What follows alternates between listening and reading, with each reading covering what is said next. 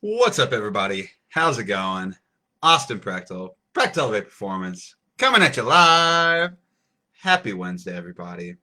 Hope you're having an amazing day. I sure am.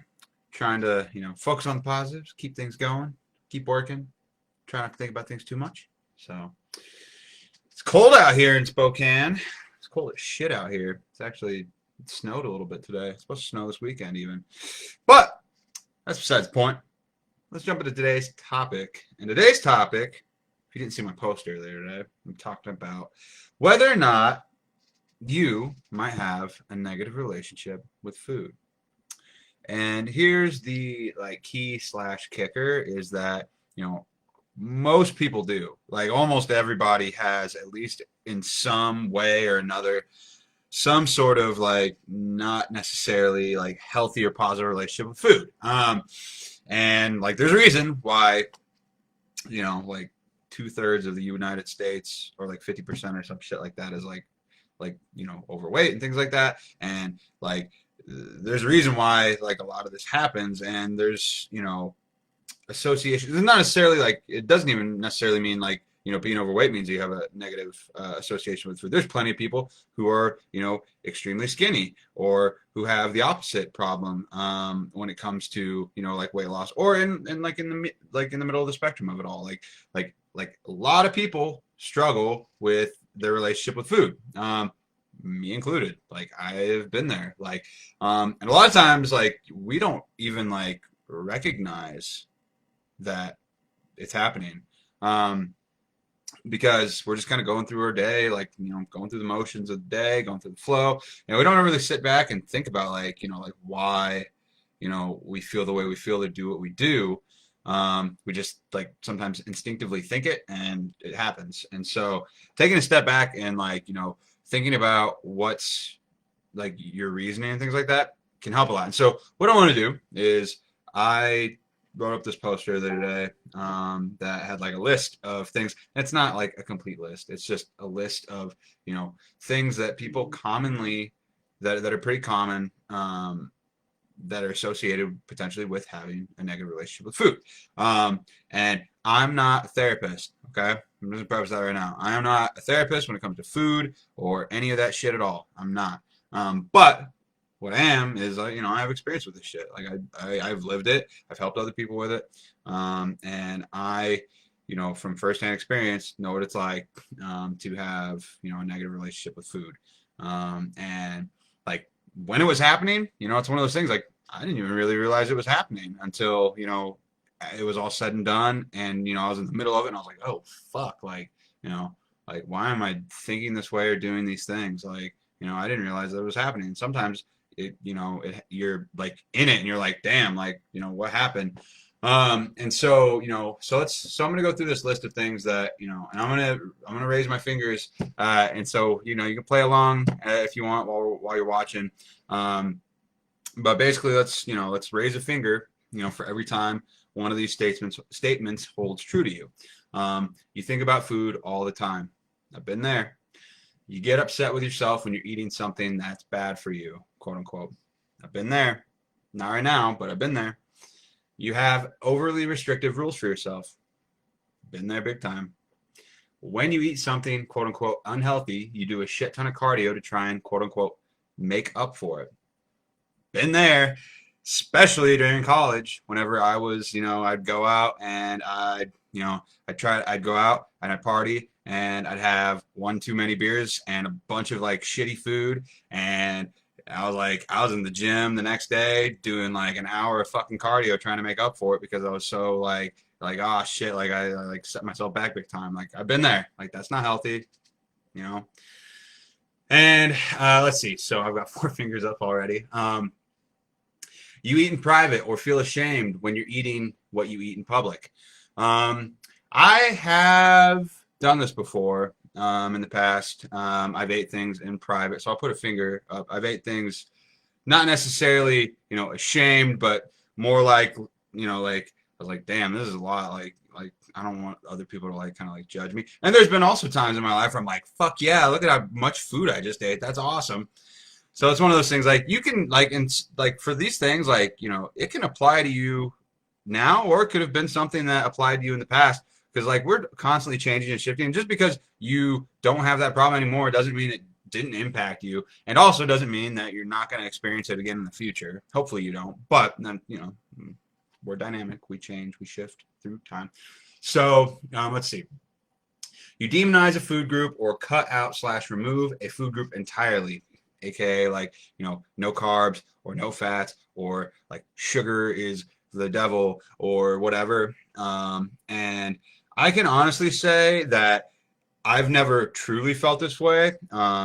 Thankfully, I didn't get caught up in like the hubbub of a lot of these fad diets before they became super popular. And so I actually haven't dealt with that. I know a shit ton of people that do. A lot of the people that I talk to on a daily basis feel that way. And let me preface, like all these things, like it's context dependent. Like some of these things can be fine in certain situations as long as like you're in control and you don't feel like it's having a negative impact on your life. So like I said, like I'm not trying to like just like I don't want you to demonize like certain food groups. I don't want you to also like completely demonize all the fad diets out there because they work for some people. Some people, not a lot of people, but they work for some people. It's a matter of what's sustainable and what works for you, and that you can like do without feeling like shit and having too many negative repercussions. So, yeah. You never have a maintenance period, always gaining weight or dieting. That was something that I actually dealt with a lot earlier on whenever I first started getting into bodybuilding personally. Part of it was because I always wanted to be, continually moving forward and things like that. But I didn't necessarily at that time understand the importance of a maintenance period and allowing your metabolism to like readapt. So that way you're not constantly just like yo-yoing it like crazy.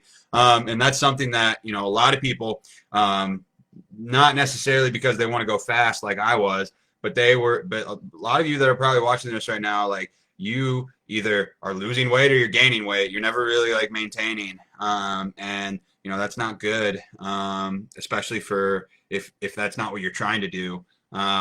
Which most people aren't, trying to like cut and bulk. Most people are probably, trying to, cut down and lose weight.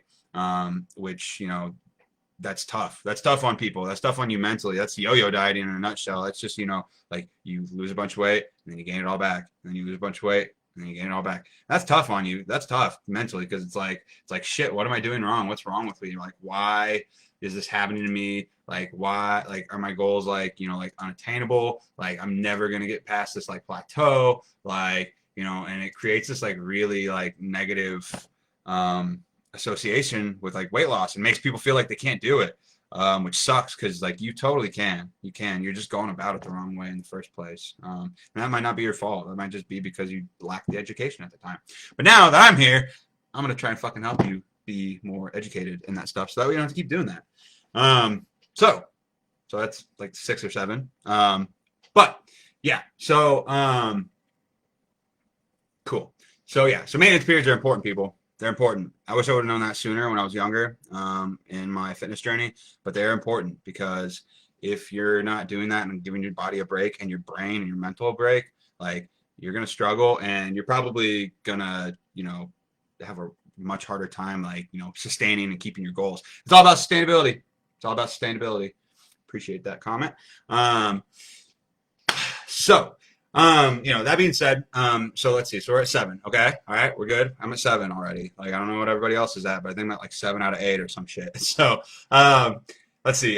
So you eat so much that you're embarrassed. That's something that, I have dealt with in the past. Like I said earlier, like there's been times where I've been like, oh, like I love how much food I'm able to fit in my stomach all at once, and this is cool, like eating challenge kind of thing. And there's been times where, I'm sitting there, I'm like, I gotta get all this protein in, like I'm gonna eat this 1.5 pounds of like beef, and like I don't want anybody to like have to watch me do this. This is like uncomfortable for everybody. And so like I've had that happen to me before. So like I can relate to that. You binge, most likely in the evenings at home. Big time. Big time. I definitely Even this is something that I struggle with, um, even now. It's something that I have to try to be conscious of, because there were times where, I've had times where binging was good for me, like where it was like, important for me to do it so that way I could hit my calorie goal, so that way I could make sure that I got my macronutrients in properly. But sometimes when that happens, and if you intermittent fast, it can be a blessing at times, but it can also, if you're not careful, it can, for me, anyways, personally, it was causing me to have like, some semblance of binge eating disorder because I wouldn't eat all day, and I would just like go. I'm not even kidding. Like I just sit there and I can eat like 3,000 calories in one freaking meal, and if you're not careful about it, especially with how I was going about it, you can run the risk of creating that habit, and then when you stop intermittent fasting and you're kind of coming back to like the real swing of things and trying to transition back to more of a normal eating schedule, you still binge eat. Like I could still I still, sometimes it happens to me where I'm like shit, like I'm hungry,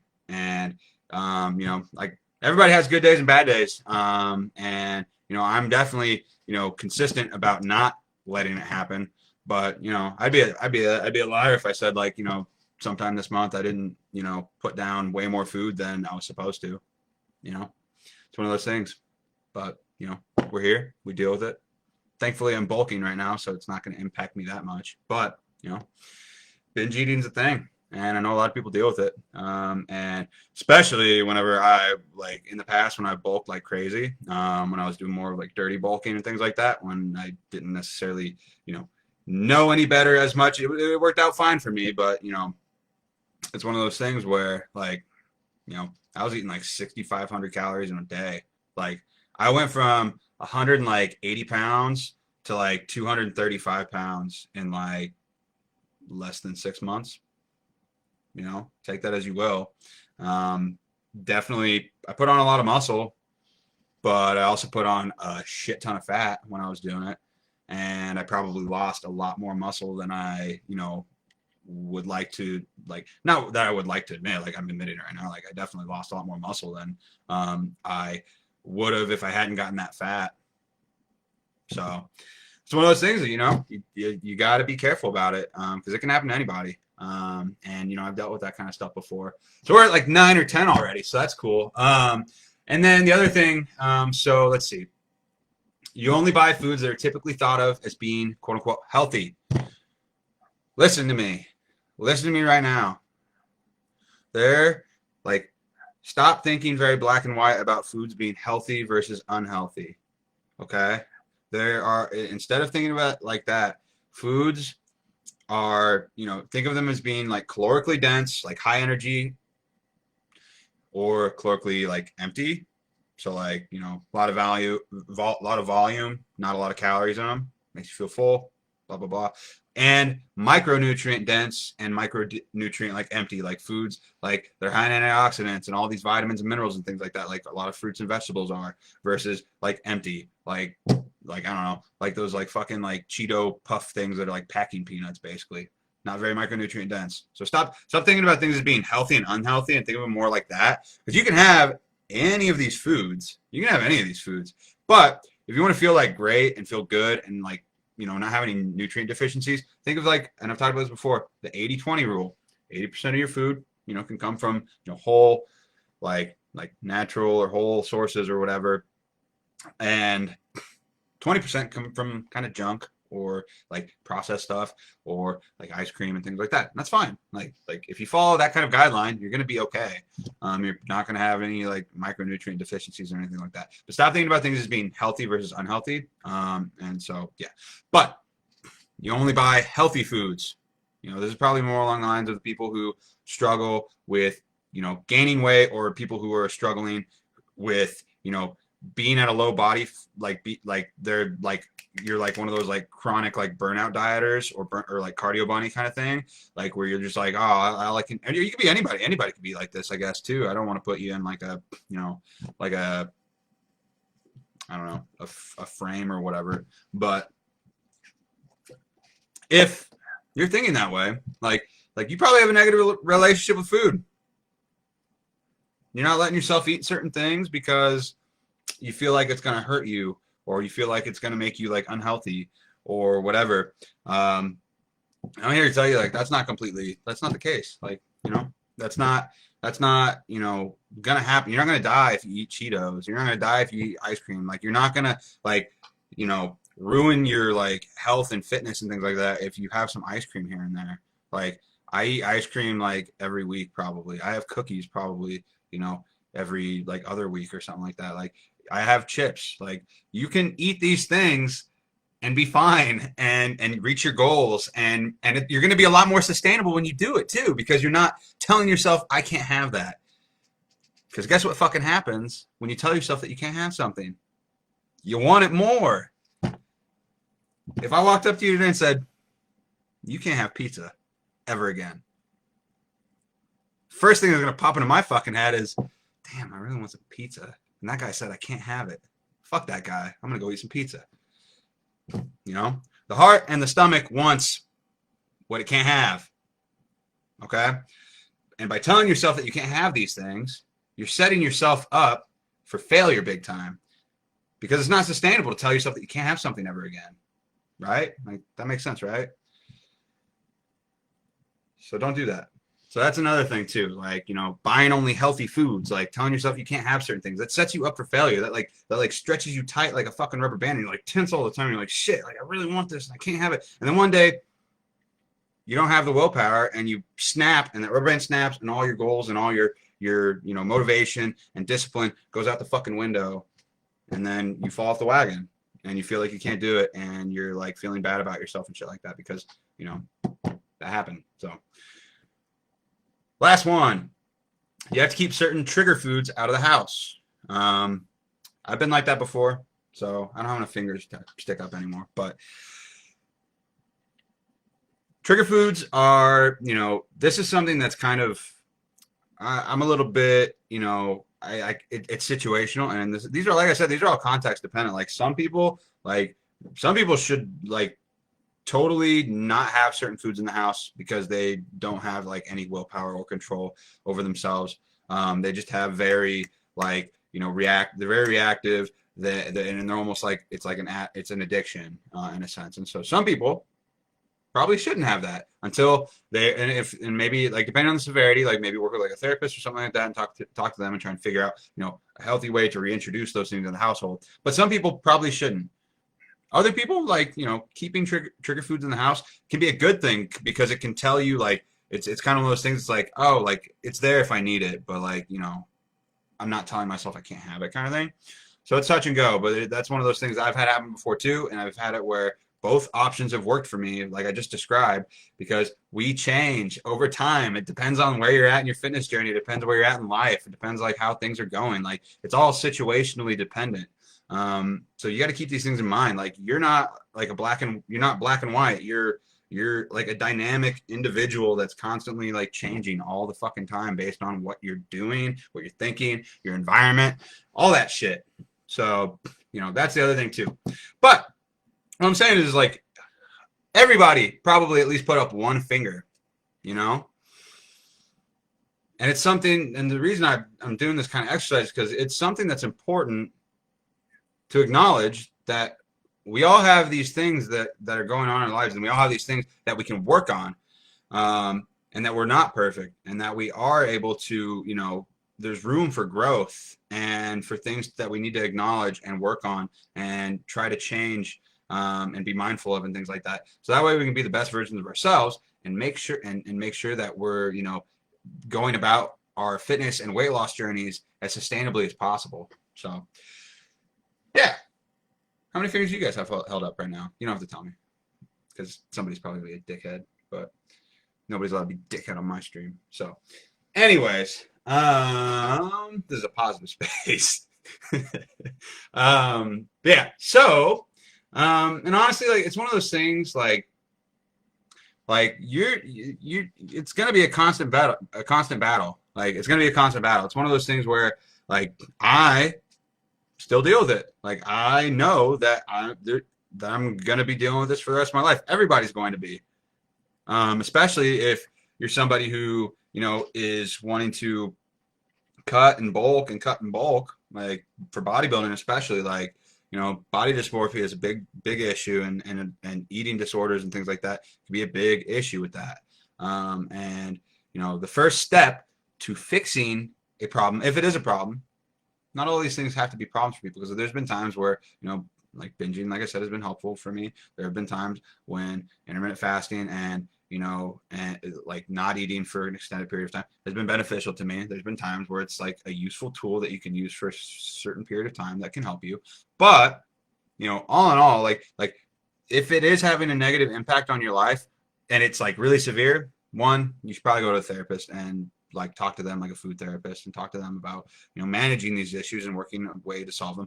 Or the other option too is like if it's not super severe, but that it's like inhibiting your progress and slowing you down and making things more like difficult on you, like acknowledge it.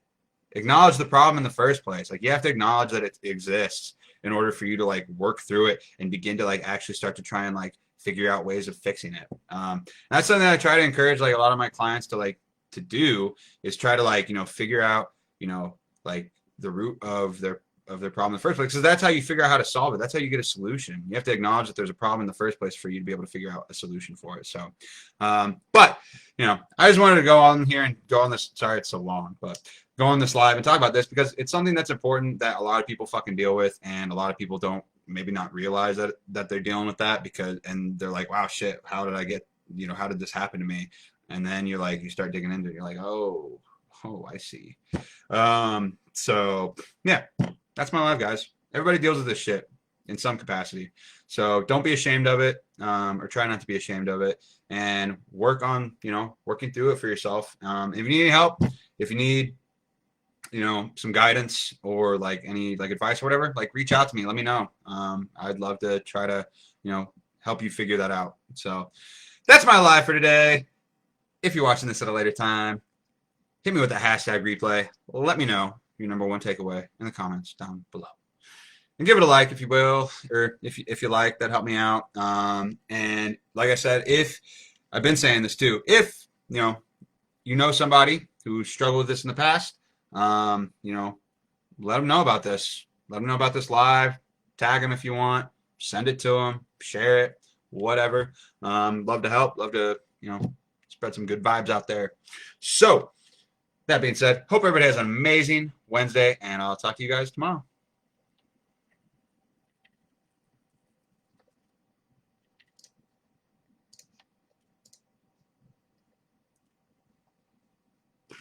Trying to end the live, Facebook, sorry. See you guys. Hey, everybody, thanks for joining, by the way.